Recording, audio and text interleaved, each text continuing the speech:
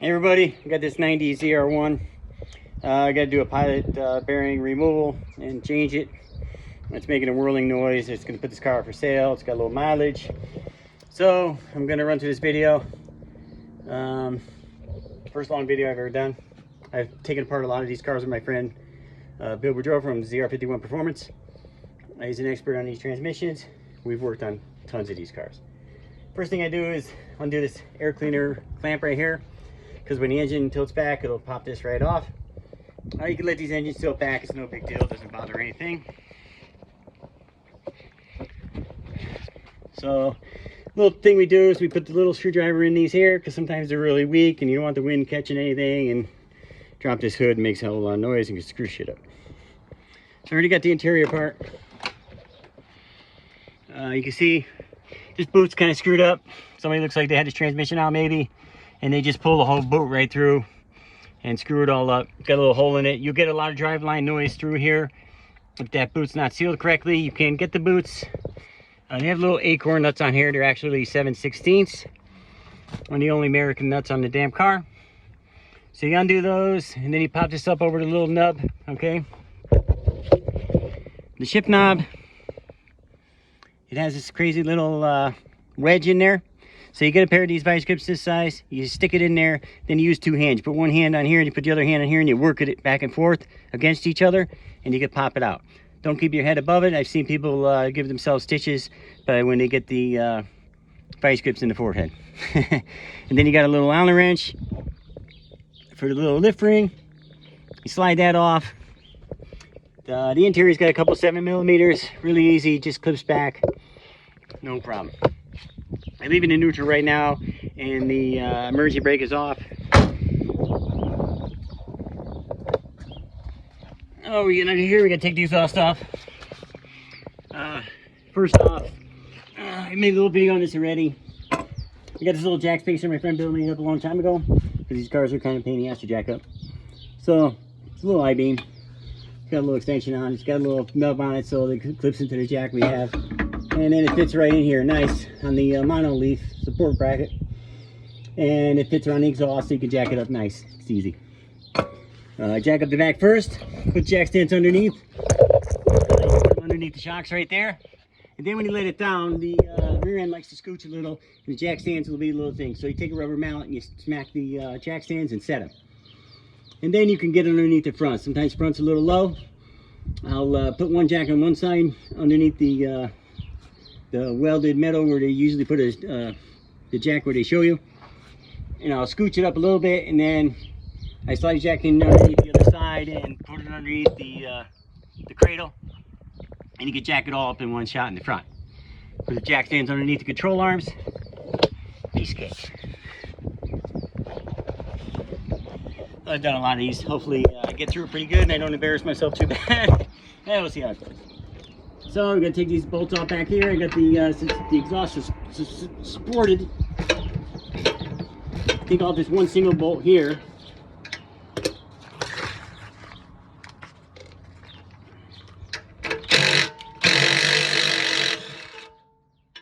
Down. One on the other side.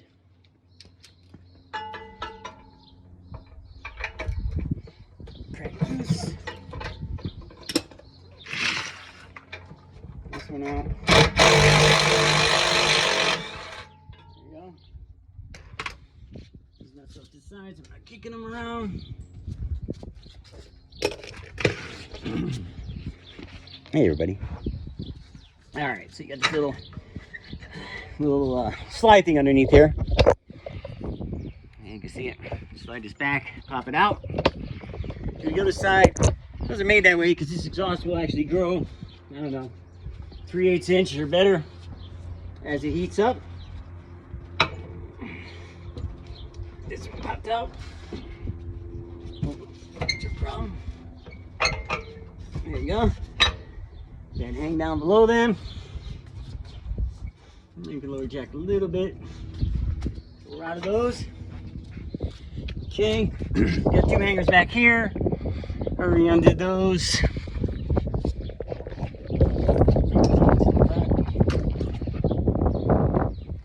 Hopefully I don't make you too drunk Moving his camera all around.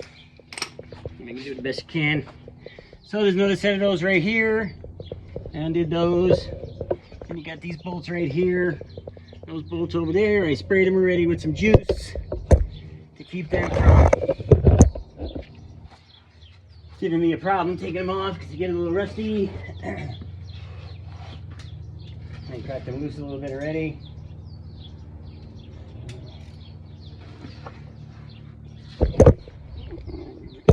Here. A nice clean white work shirt on. All right.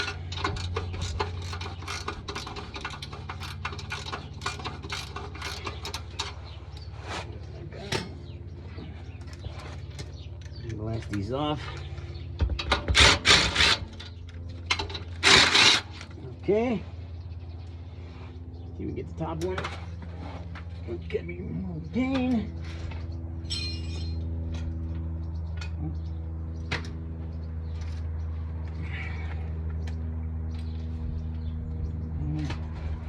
Sorry about that. I have my 15 here.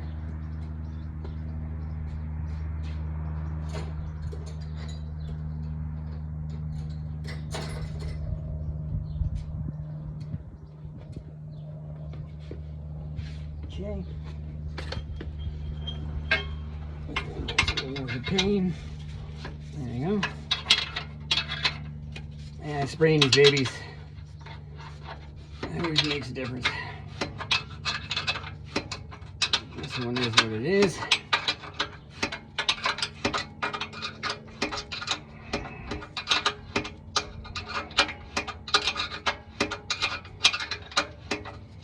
That was a fun one to get to.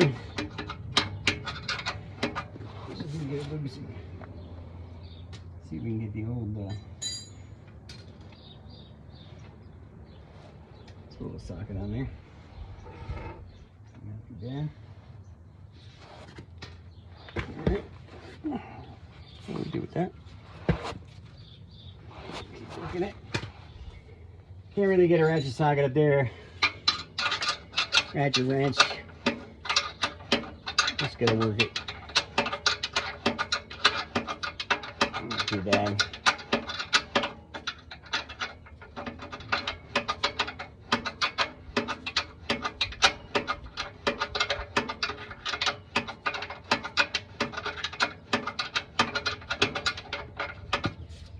Get it loosened up to easel it out of there.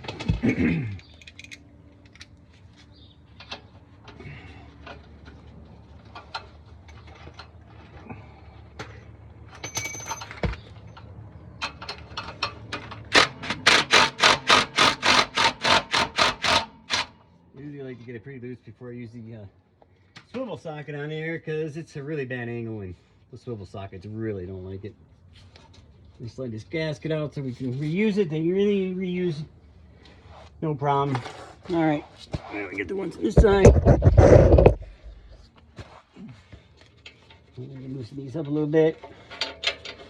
Just sure for video purposes that we can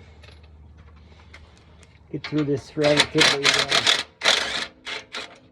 quickly. Usually.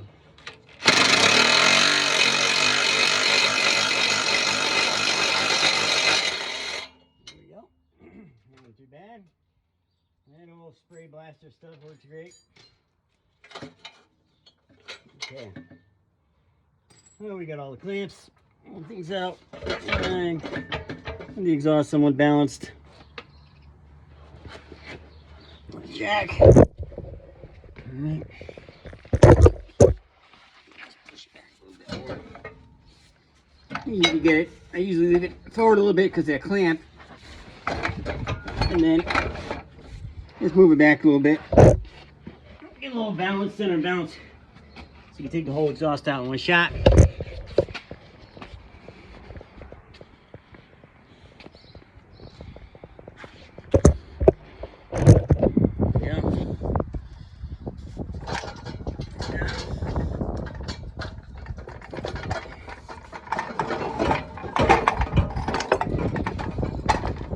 Up there. There we go.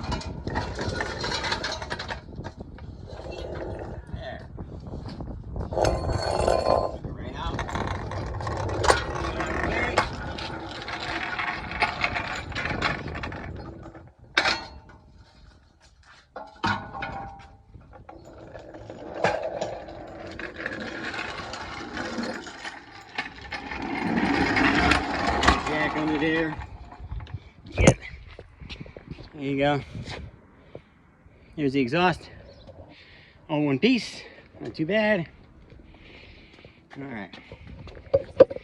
Continue on. Here we go. Oh. You gotta take off this southern hanger bracket right here. And that should be a 13 millimeter bolts.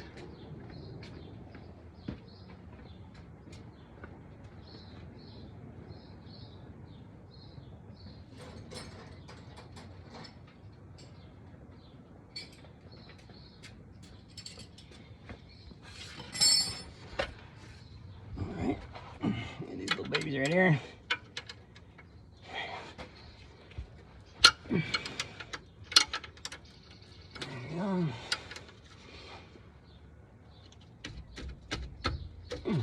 There you go.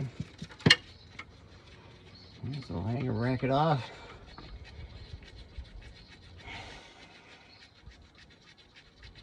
Not too bad.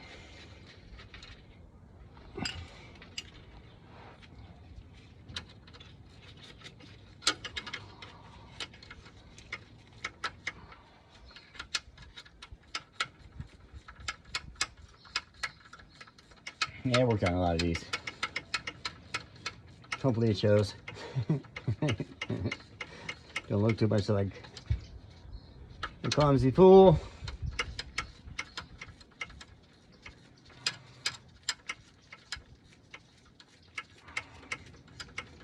Just babies. Little ratchet wrenches. Hey, that was a great invention.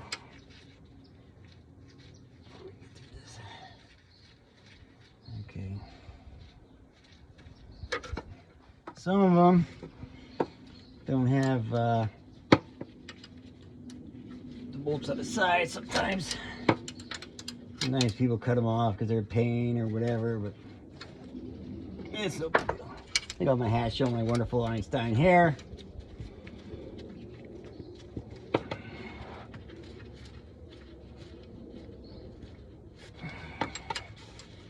Bolts.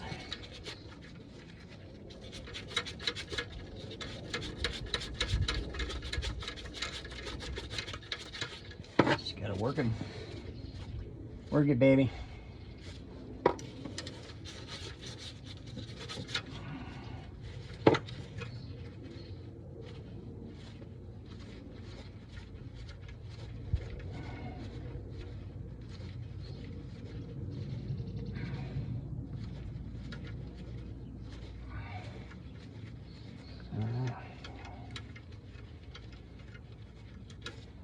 You know, so I used the whitest shirt I could find so I can get as dirty as possible. Yeah, we're in Arizona and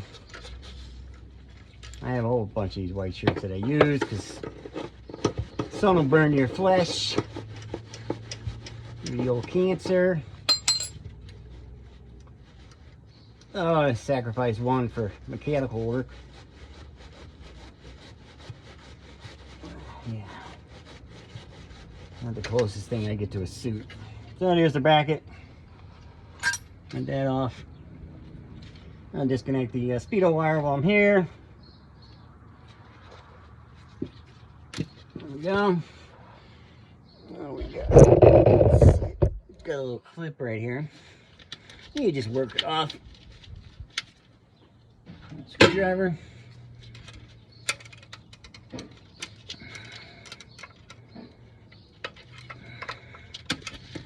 There we go. So right here is the gear skip shift. Right there. So I'm supposed to be able to unplug them. My friend Bill bought his Corvette in 1989. He's had it ever since. Got over 300K on it. First thing he did when he drove it home, he drove it up on the curb, slid underneath it, and unplugged the stupid thing.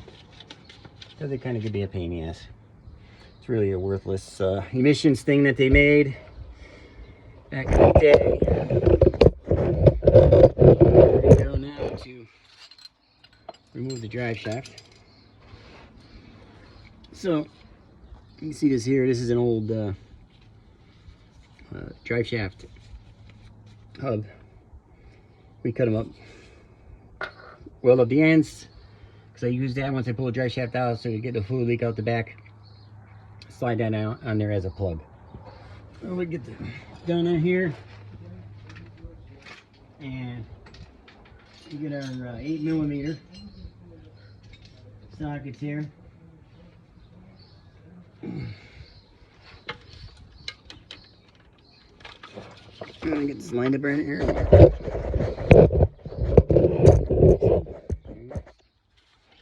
Let's check it out. There we go. Yeah, you can just barely see it there. Right? Normally, they're not too bad, and you can just whack these babies right out. Turn the wheel a little bit with my foot. Get it down to the perfect line of position. There we go. Put that out. Do the old foot action. Take the wheel. That's why I leave the emergency brake off and the thing out of gear. Usually the gun's strong enough to just wing them right out.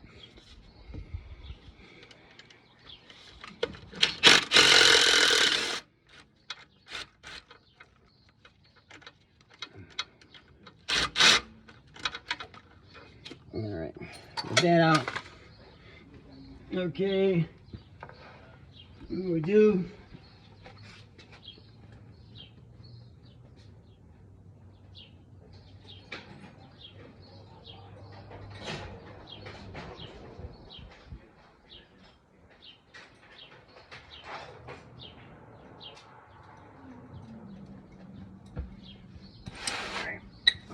tools.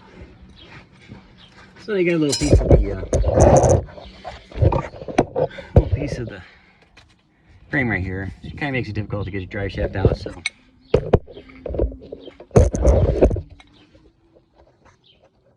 let's see if you can see that.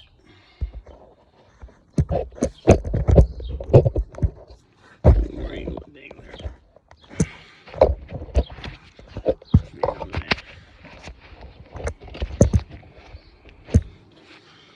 What I do, just take this and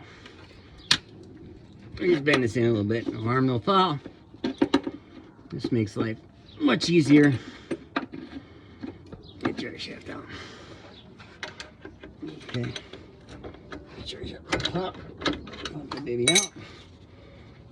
There we go. See, it makes room. Hopefully you're able to see that. Okay, now we're getting out that far. Let's switch positions here. We got our rag. Look at that thing. Look at that hair right there. Okay, you gonna see your dry shafts there. We got our little plug hub thing. A little man out of our way. I got a little rag here in case we get a little fluid come out. Normally when you jack it up in the back first, the oil drains out of the tail housing pretty much, and you don't get a lot of oil coming out the back. So it's kind of a benefit. We'll work this dry shaft out. Maybe a little bit come out.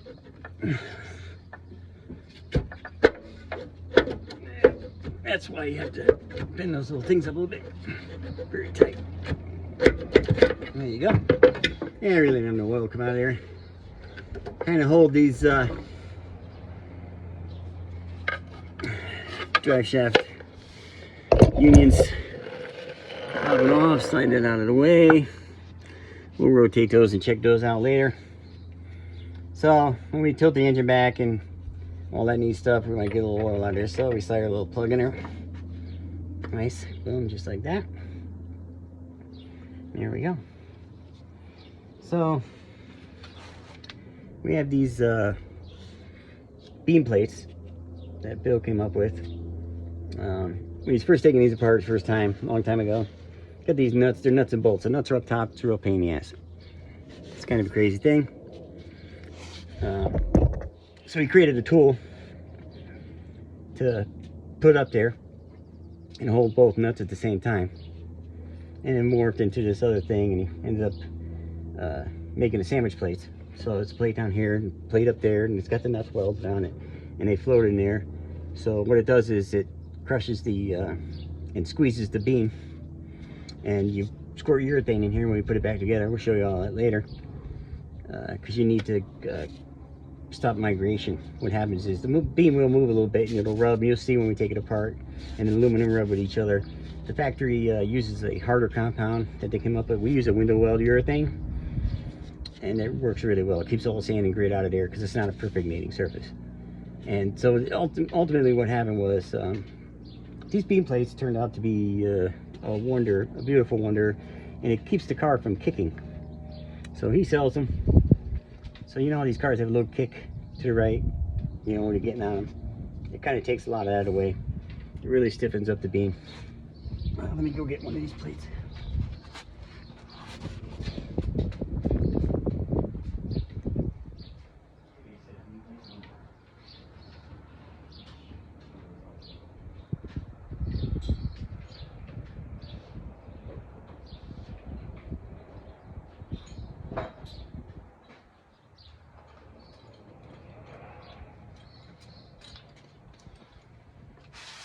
There we go, sorry about that. So here are the beam plates. You can see they have the nuts welded in them. They're trapped in there. Makes it easy for taking apart and dismantling and putting back together also. They're, the nuts floating there. Put those up top.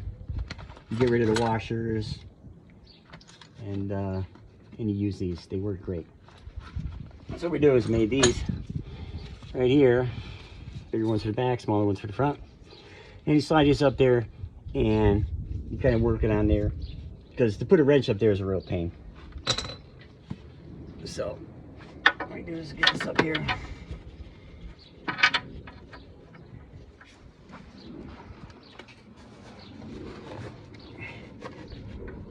Get your hands up there.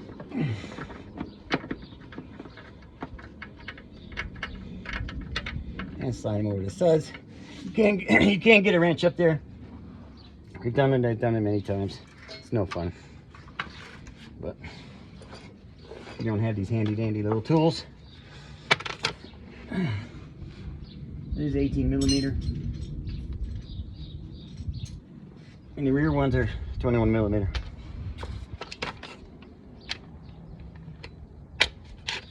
What we do is kind of hold this up here a little bit. There you go, so it kind of falls down into it. And then do the front one. Maybe just spin it around. There you go. There. Alright, got those started. What we'll do is go to the back ones, do the same thing. Make your 18mm. Be rolling away from me. Got our back one. Cheaters. I've done a lot of these, and the other thing is when you take these off and you got the nuts and the washers up there, kind of sweep them out of your way, because if you forget about them up there, they'll fall on your face and hurt you. Between the nuts and these little holders. Ooh, this one fell right in. Kind of nice. And it's a 21mm on the old big guy. Put that down for a second. There you go. Alright, we got them loose and we got them started.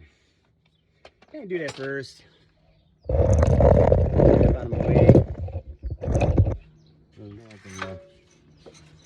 Slide the jack in here.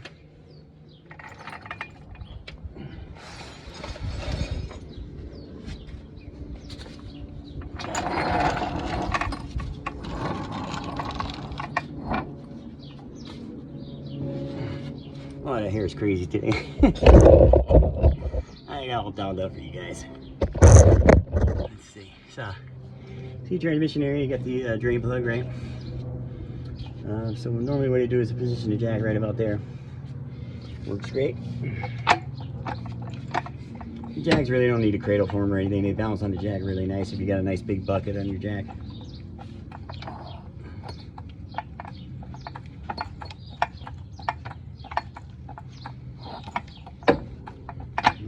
way. Get this started under here. A little support on there. Jack it up just a hair because it went down a little bit since I loosened everything. Alright. So, we're 18mm again. And you see it? Turn a little bit for you. Yep. Alright, so you want to go back and forth on these so you don't do all one all at once. Otherwise, it defeats the purpose of that little holder up there. There we go. Only if you have the jack in the right spot. These will come right out. You gotta spin a little bit.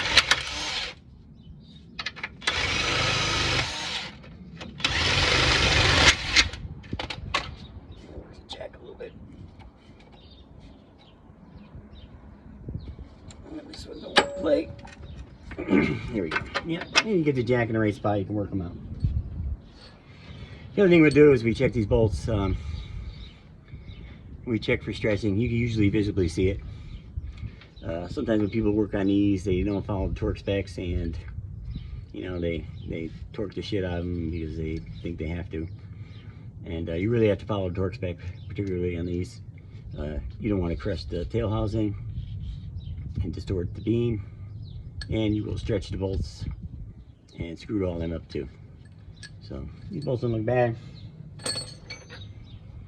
Okay, let's knock this plate out of here so don't crack me in the face. I'll wash all the nuts and all that neat stuff. Is out of the way. There's some washers up there maybe. Nope, no washers. Somebody had this part. Oh, there's one washer. Okay, there you go. Alright. The 21mm. Over here.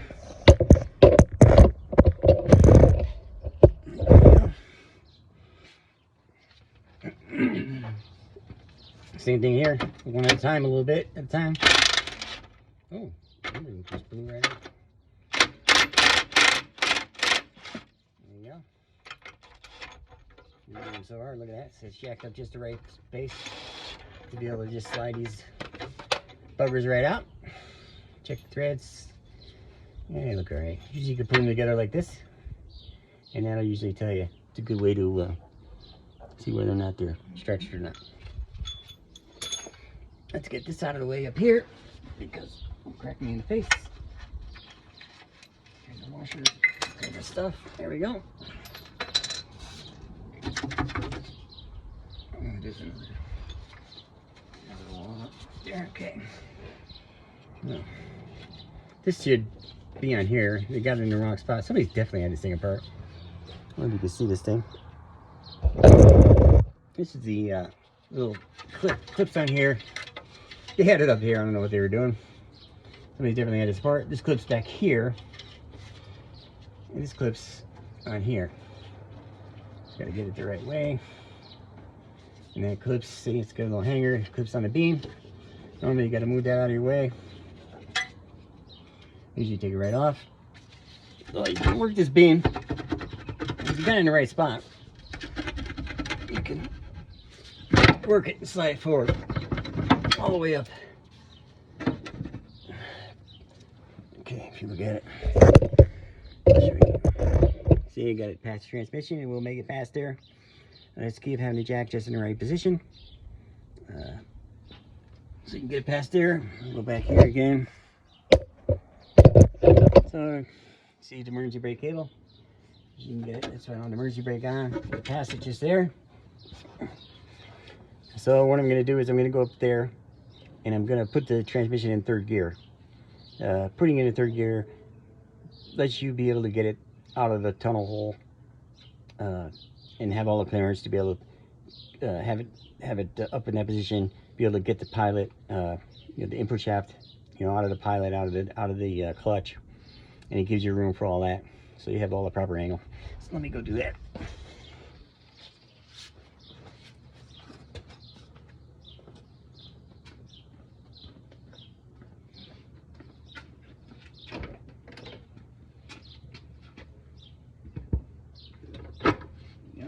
third gear.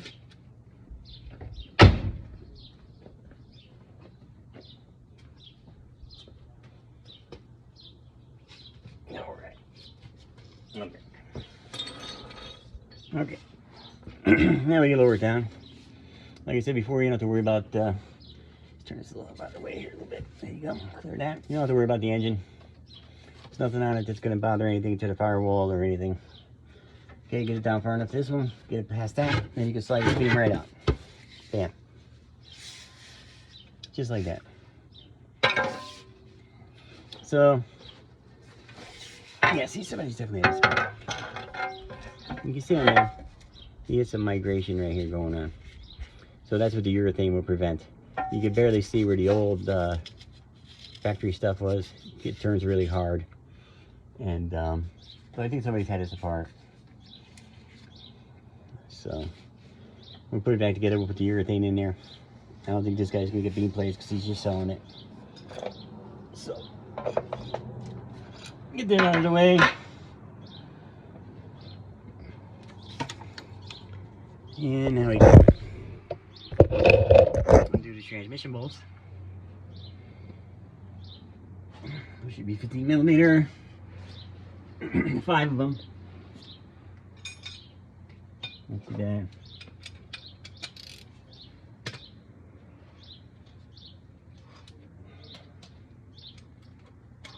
Long section on there. Oh, no, that's not very tight. Usually your torque is 37 pounds. Yeah, I don't know. Somebody had this apart or something because one's looser than the other. Yeah, there we go. I break them all free. There's 3 on this side. Just a little socket on.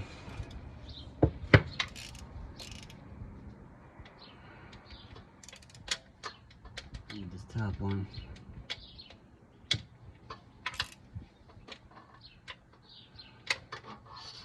Usually I put a little tape on this socket.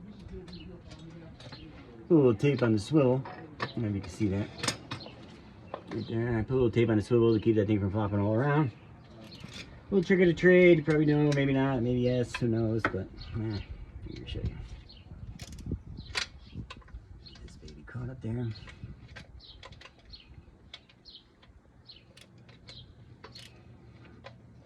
Right, we're in. I usually wedge it up. You can see here. Yeah, I usually kind of wedge everything in against the tunnel. Makes it easy. Because sometimes they're tight. Good golly, Miss Molly. Get a good position here. Oh, there we go. Alright. Let me go on the other side. And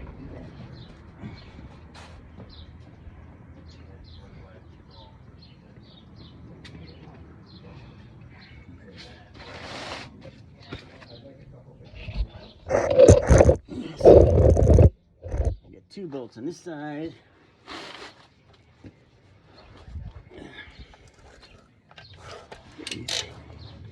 Alright, this is a I got the reverse wire switch up here. Now that I lowered it down, I can get my little fingies up there. Pop it out, hopefully. There we go. Oh. Pull that wire out. That's your reverse light switch. Okay, helps you get that out of the way. Pull that crap out of the way. You could pull the slave cylinder right now. You don't have to do it right this second. Do it when you do the bell housing. Now there's a bracket on that top bolt that holds the vent tube. Okay, so there's a vent tube that curls around and goes up into the firewall next to the engine. Let's see how tight these are. Usually, I should see. Oh, wow, that's not even tight. Wow. Hi. Oh, somebody not paying attention to their torquing sequence and spec. That's for sure not a good thing. Not a good thing. Get that one on, hopefully. Keep your fingers out of the way. Oh, there we go. Nice. Alright, get that out. Now we can get the gun. Zing these babies out.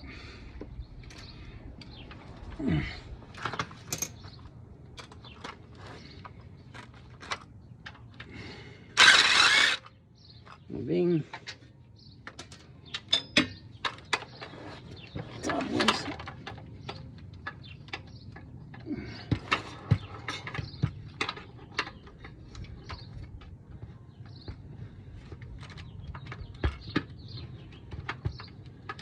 Move that baby a little bit. There we go. A little difficult angle. Angle is a dangle.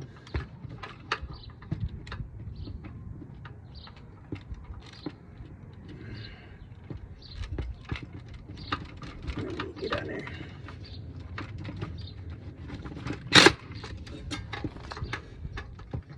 And post. That's cool. Right, tension on there. Might help a little bit. Let me away from the tunnel. That should be a little better. Okay.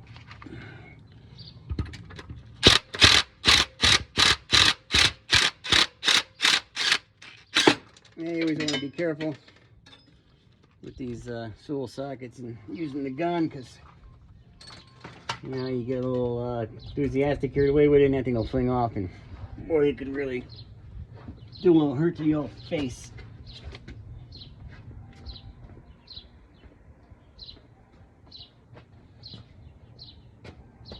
Alright. Get these out over here.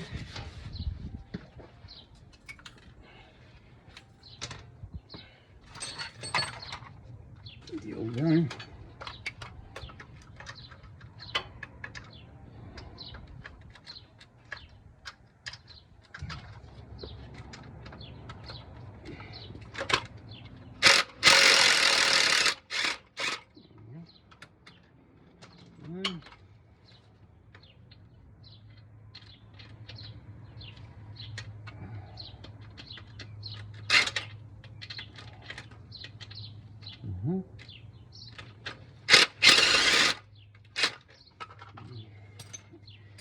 Four. There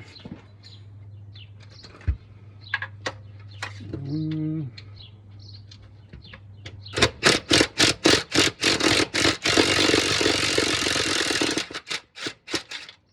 go. On the side. Get baby out of there. Smacking head. Alright, this is loose.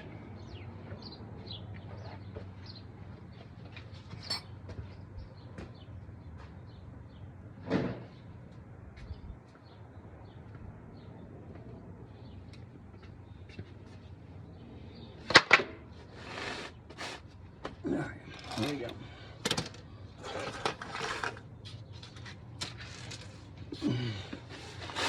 Oh no, man. The way here. What I do is position myself correctly here. I got my feet towards the rear of the car. And get these trays out pretty simple. Not too bad. I got a hammer handle here for you.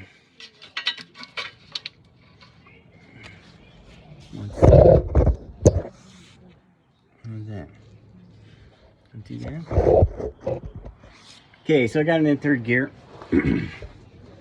It gives us room to get out of the shifter hole. We can lower all this down now, a whole bunch.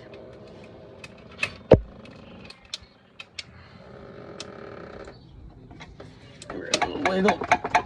Get her back. Wiggle her out. All right.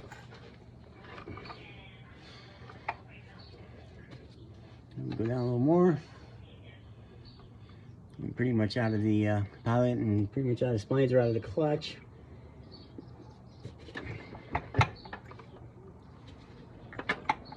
Let's get the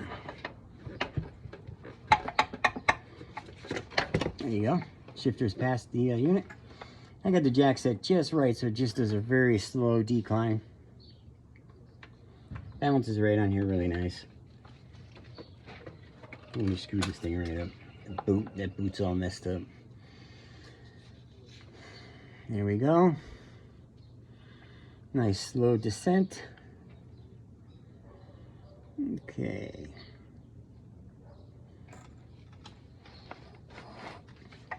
Alright, she's all the way down. Bounces on here pretty good, you know, it's not bad at all. So you have the vent tube right here. You gotta be careful with it. You don't want to bust it. It's got a little white thing on the end there for a breather. You break it or lose it, and if that thing's missing or it's broken already, then you need to contact Billy at ZR51 Performance, and he can supply you with another one. So what I do is I rotate it all the way down and tuck it in there to the transmission like that. Okay?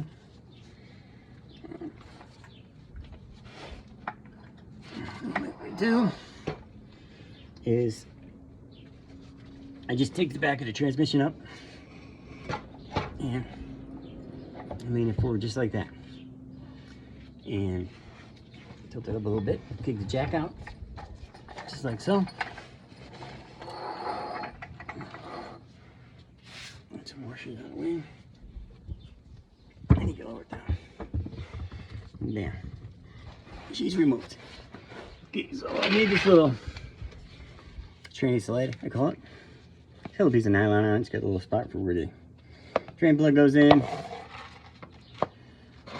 And what I do is stick it in front here. So when you put the transmission back in, you do it the same way. You can lift the back end up, you roll the jack underneath with your feet, and catch it just beyond the drain plug onto the bucket of the jack, and you lower it back down. It'll sit right on there nice. It's pretty simple, more simple than a lot of other transmissions I've done. So lift this up like this, and there you go. So then what I do is I put the shifter all the way back, 4th or 6th gear or whatever. I got the car jacked up just high enough. And in theory, you can slide it right out. Kind of hard to slide the aluminum onto the concrete, so that's why I made the tranny slide.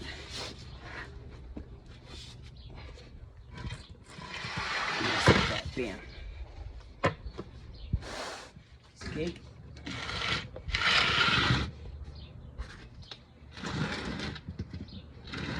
Get it out of the way.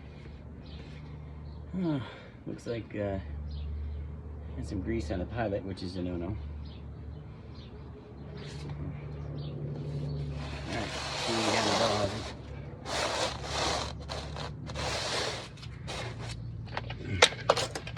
Get the bell housing off.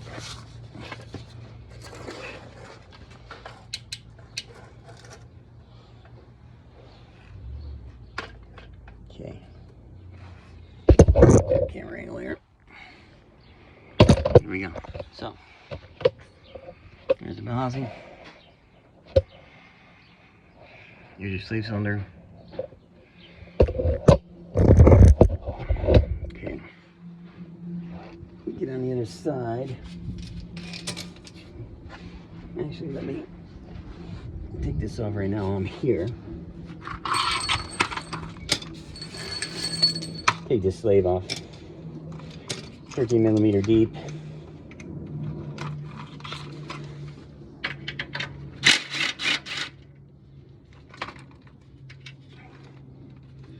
The other thing about these sleeves is you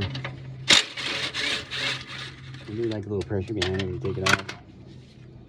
You don't want to just let them hang down. It's no good. Traps weird air in there. Okay. And then what I do is I get it under here. Get it around some way here. Just gonna set it like that so it's still level. Get it out of the way. Right there. Okay, we get on the other side.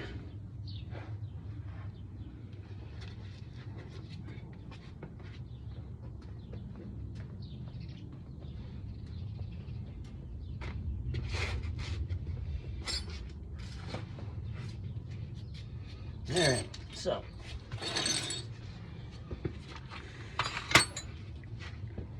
You can see this. Okay, so you have this cap right here, okay? That's a locking cap for the pivot ball stud for your clutch fork. Oh, we get the Allen for that. You gotta take that off.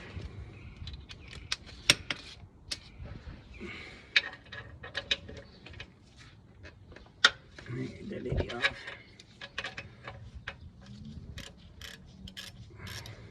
So what this does is you loosen that, then you get to the big Allen in there.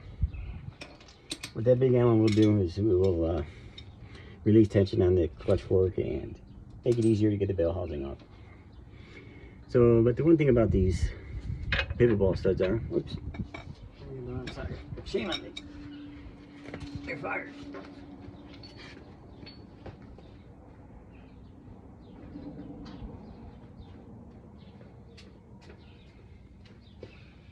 Oh, I thought I grabbed the H12 before, but we didn't.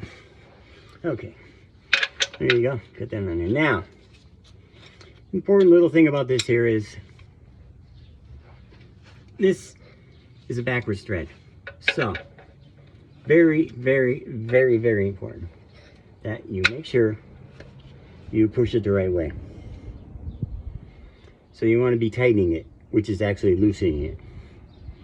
If you try to loosen it and you make it tighter in the hub right here, what will happen is these will crack. Then once it cracks, you can't get it out. And it's a real pain in the ass. Then what you got to do is you can get a cutoff wheel through here and you can cut the actual pivot ball stud. And like I said, you can contact Bill at ZR51 Performance. We can get you probably another one.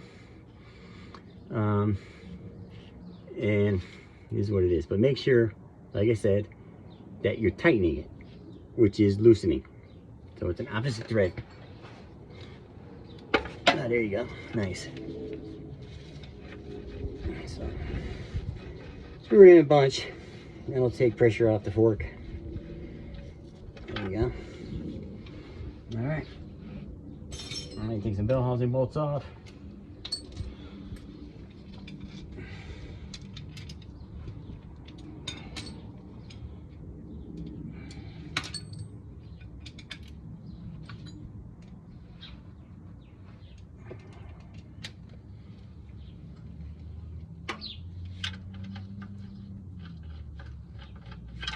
I thought I had 13. That should be 13.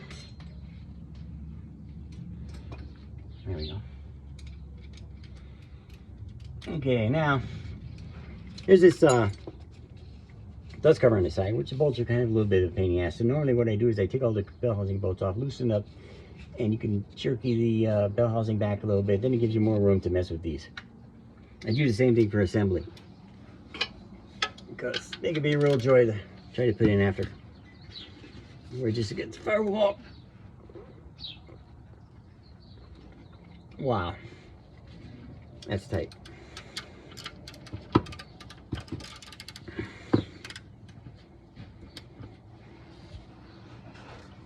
Crazy hair.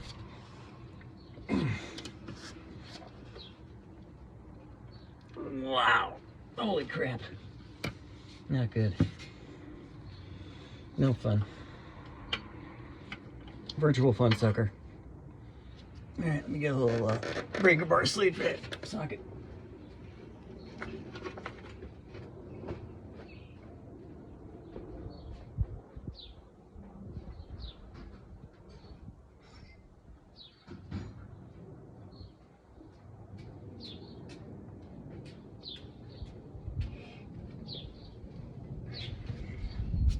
Normally these aren't too bad, but I don't know what these people did.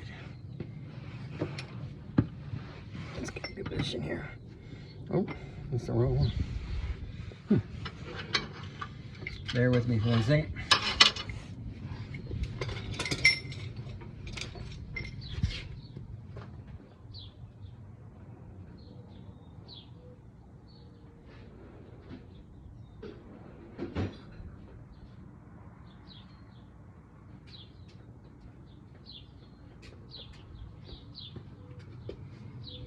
There we can't do is try to be gun.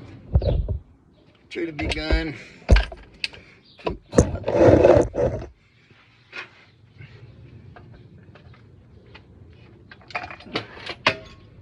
Yeah, I've had these super tight before. Let's see. Let's see what we can do. This will pop them or not.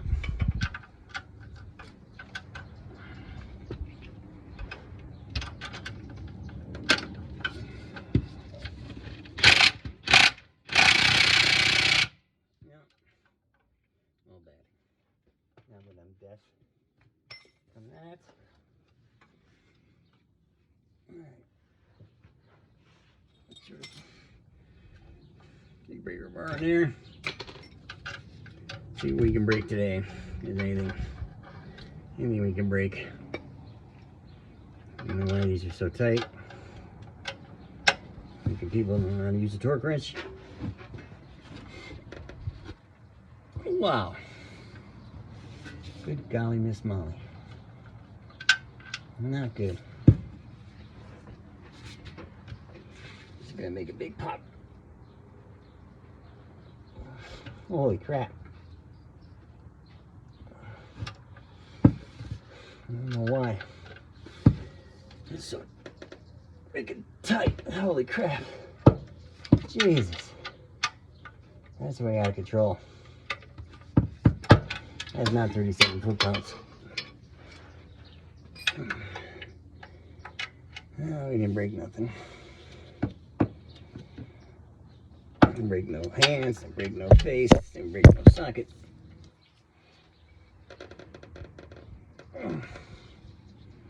Wow.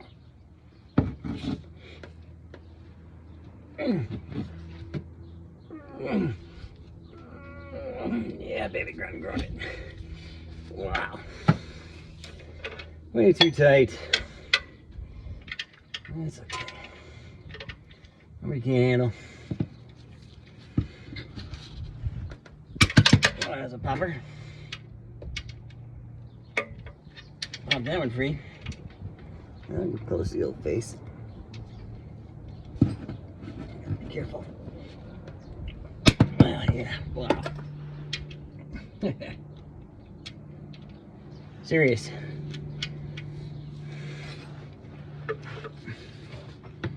Serious popping. Okay. That's why I usually wedge the extension against the power wall. Put my hand on it, keep my fingers free. And another pop. Now,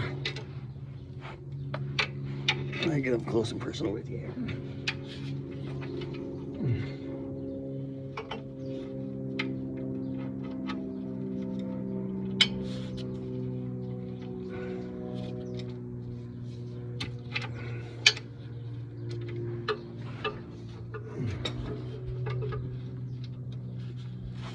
Okay. Bigger bar. There we go. Yeah, baby. Fun, fun, fun.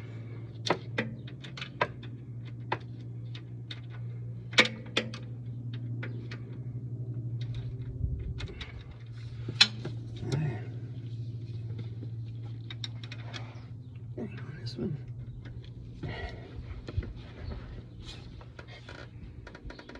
Oh yeah. Oh yeah. Ooh. There's some tight. There's some tight ones. All right. Last one. We're done. Got it, baby. Whew. That was a battle. That was a serious battle. Oh my God. Run out. I'm gonna show you what not to do. So, I have to embarrass myself too much. It's all fun in the end. All fun in the end.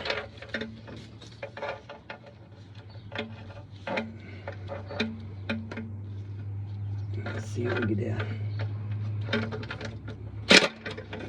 There.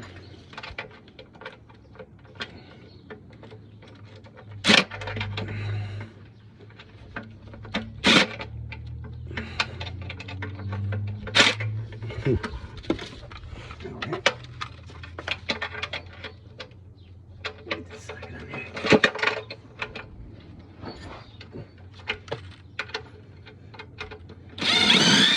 There you go.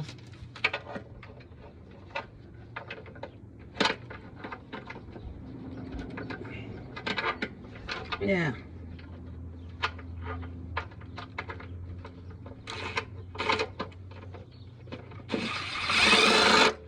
There you go.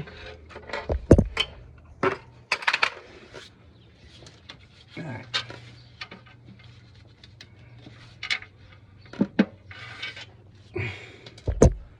More.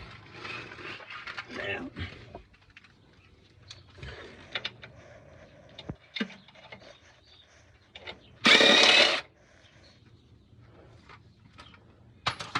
There you go. All the babies out. Done deal. Just a little wiggle room.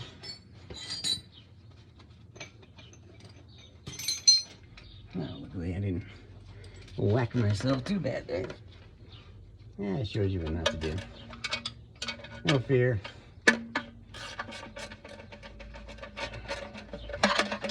It just gives you a little more room.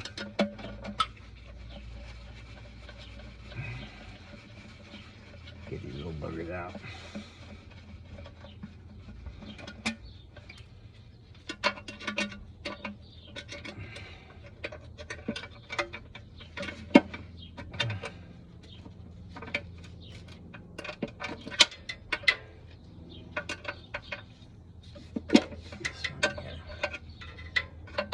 Get it out manually.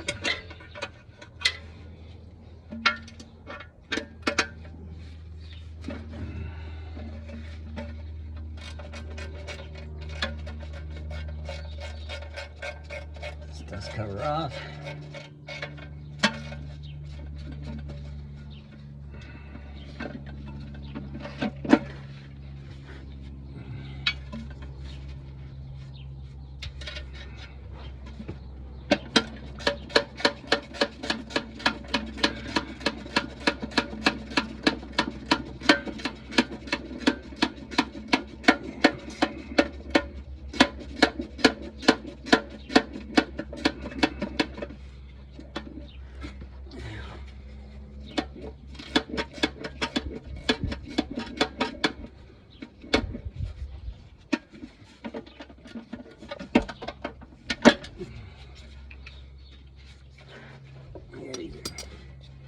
It's fun. Exactly why I loosened up the balancing first.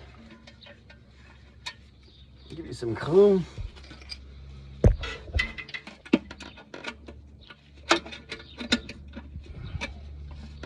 This one you just can't get that damn ratchet socket in there, ratchet wrench.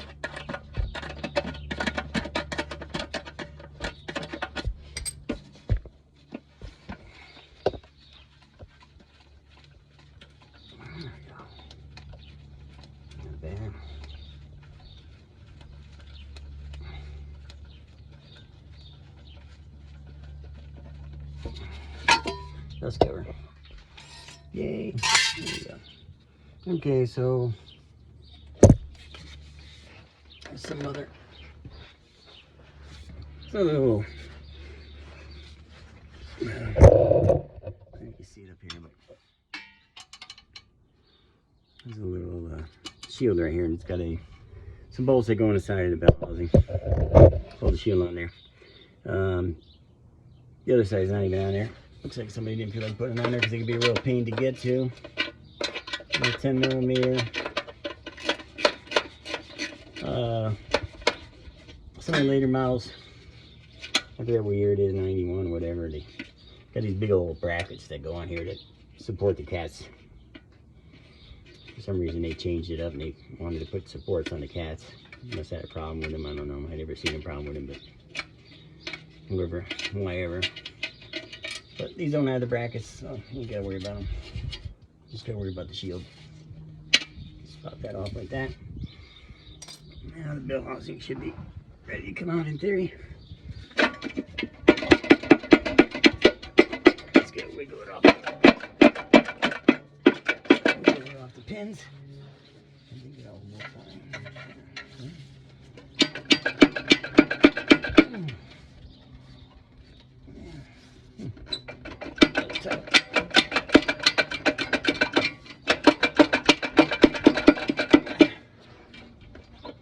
Very tight on the alignment pins for the engine.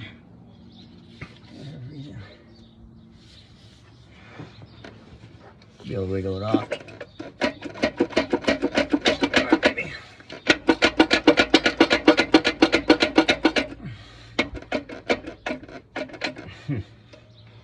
You don't want to put a screwdriver in there, ever.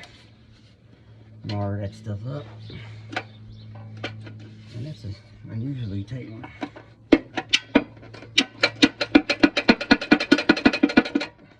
Wow.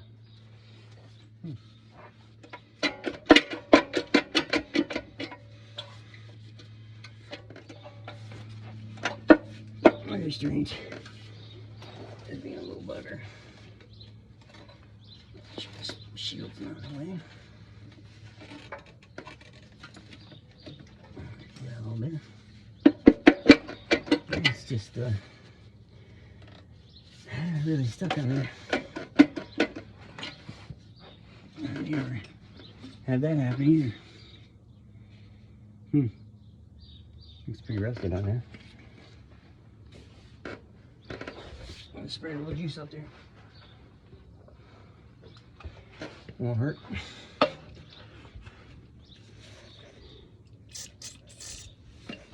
Little blaster.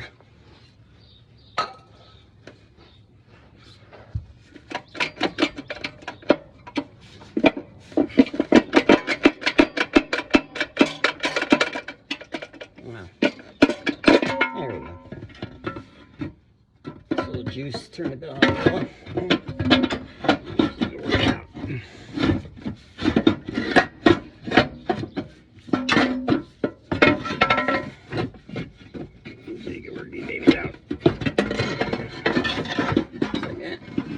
Turning it.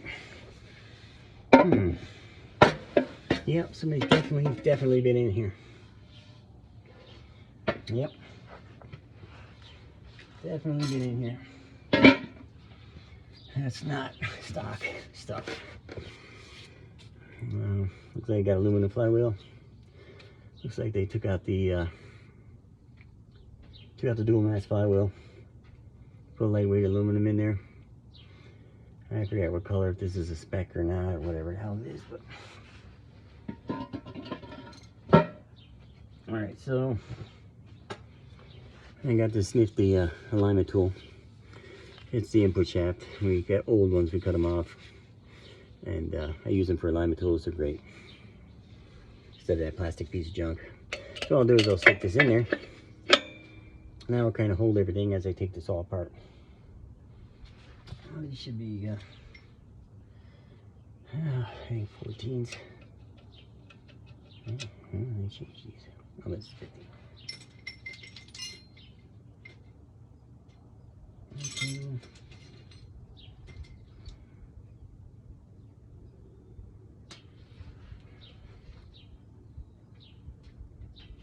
All right, where's my 14? There it is. 14 millimeter. And what I'll do is, since we're reusing this stuff,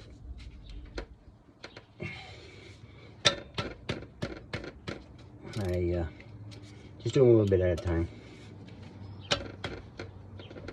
so we don't tweak out. We'll tweak out the springs.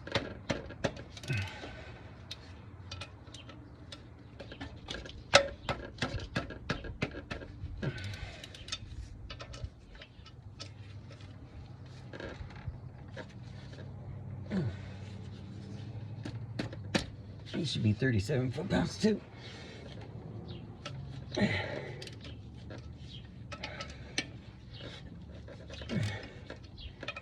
I don't like when I feel ones are looser than the others. It's not a good sign. I don't know why people are not using torque wrenches anymore, but it's very important. Okay. Just keep working it around a little at a time. And not putting excess strain on the spring fingers there. Not distorting anything.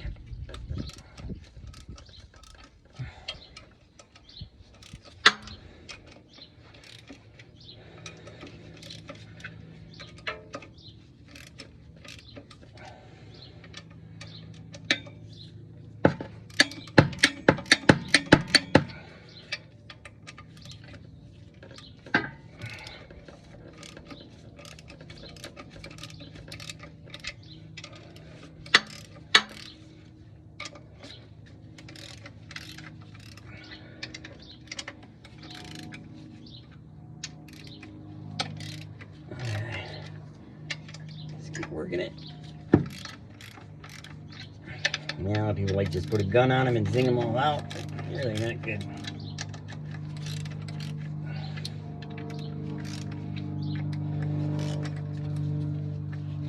Once you get them far enough and the spring is retracted and they're loose, then you can put the gun on. There we go. Rolling out. Get the gun. Alright, what I do is I'll pull the bottom ones out first.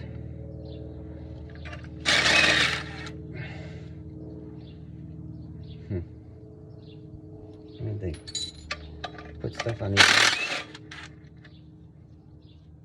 See how much clutch dust coming out of this baby. You get all these bottom ones first and then do top ones so it's hanging by the top. This alignment tool I have in here will help keep stuff from falling on your face. Your hand on here. What you do is just pull this out. Just like that. Bam. Okay. Not bad. Surprisingly, not too bad. The wear looks somewhat consistent on there.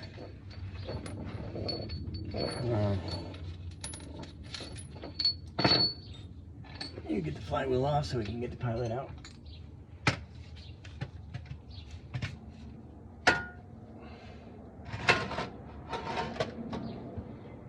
Let's see. Normally these are like 11/16, but these don't look that. They're 11/16. No, I mean it might be 15 or 16. Those almost look like they might be even 5/8. So let me grab a 5/8.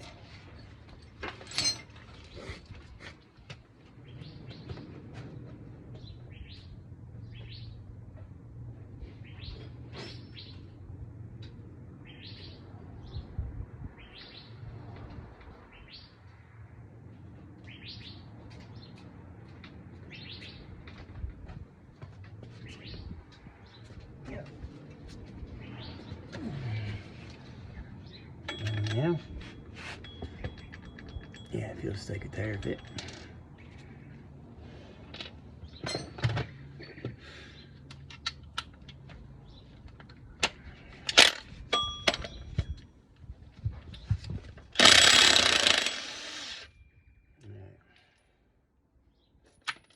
Oh, throwing stuff around.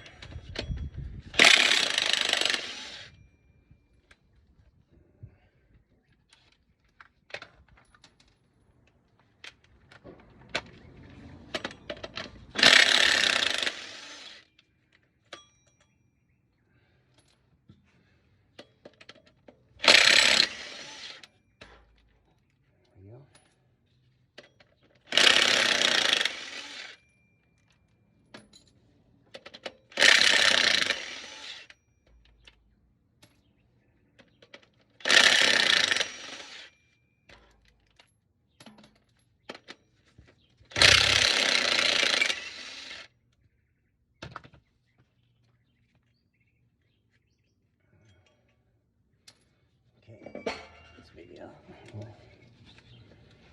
Let's see. Not bad.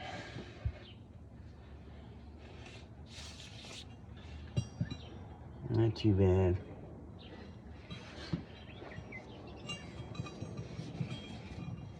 And flywheel. Done. Alright, let's get that pilot bushing out.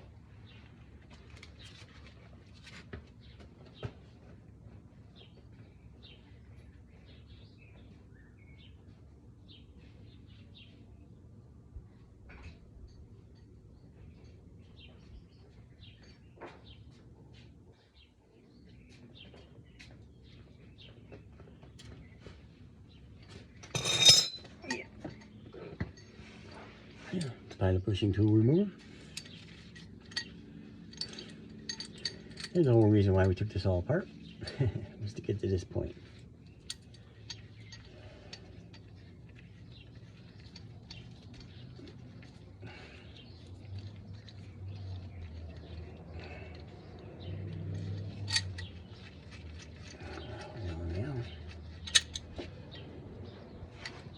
I should probably be able to get it in there. I gotta take the little pin out so we can slide them in there.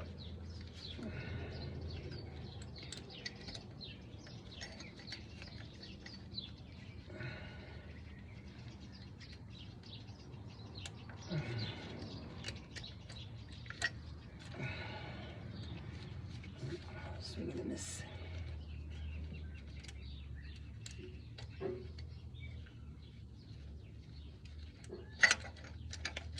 Yep. Oops, so much for that glove. Gloves took the hit.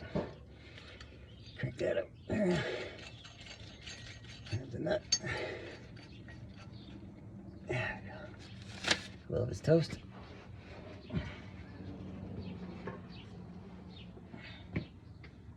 Turn another one on. Never really used to use gloves, but I usually find halfway decent ones. Hands are a little sweaty, but put it back on there. It's good to keep all that oils and grease from getting in your body. Alright, let's go.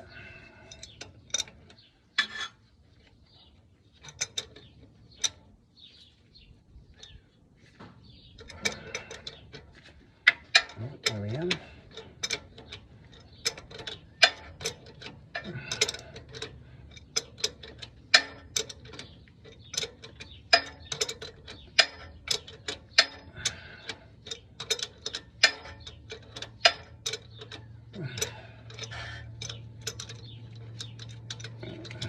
Work its way on it. There you go.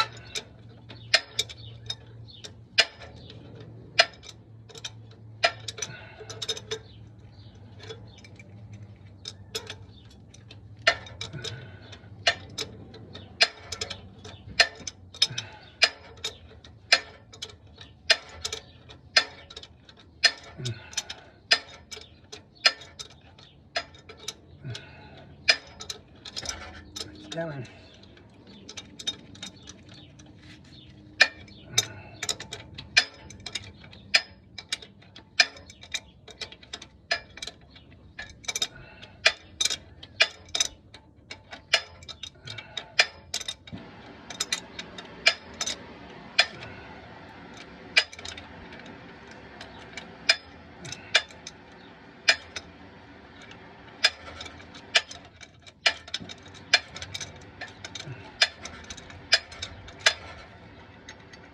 There we go. One pilot bushing.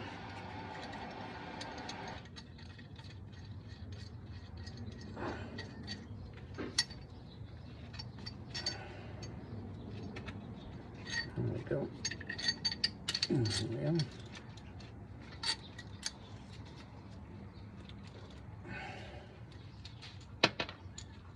we go.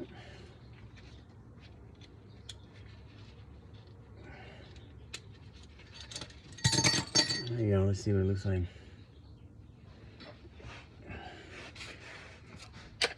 So yeah. Yeah, looks like somebody greased it. Greasing a potted bushing is death. They were already oil impregnated, so you put grease on them, and what it does, it clogs everything up, and you'll wear this thing right out within freaking half a year.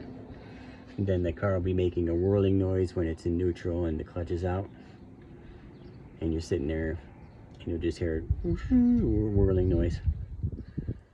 Well, that's it. There you go. 1Z4 ZR1 transmission clutch pilot bushing removal. Follow me on YouTube, G Toolbox Talk, for all kinds of different content.